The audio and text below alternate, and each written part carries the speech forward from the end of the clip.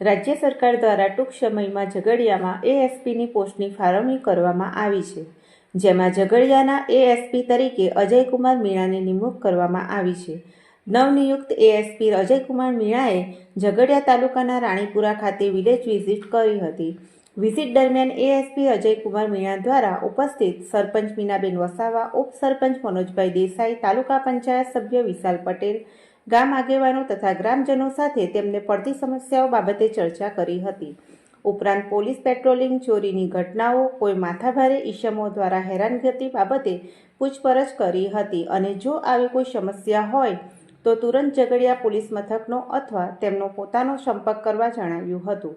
ASP Ajaykumar મીણાની Ranipura village visit દરમિયાન તેઓએ રાણીપુરા પ્રાથમિક શાળામાં આવેલ મધ્યાહન ભોજન રસોડાની મુલાકાત લઈ સંચાલન બાબતે ચર્ચા કરી તથા પ્રાથમિક શાળાના વિદ્યાર્થીઓ સાથે ચર્ચા કરી હતી.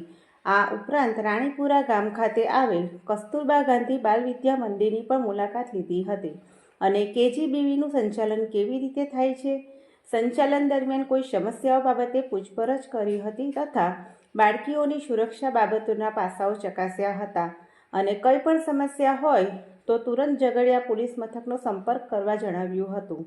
Jayshil Patel, TPN channel, Jhagadia.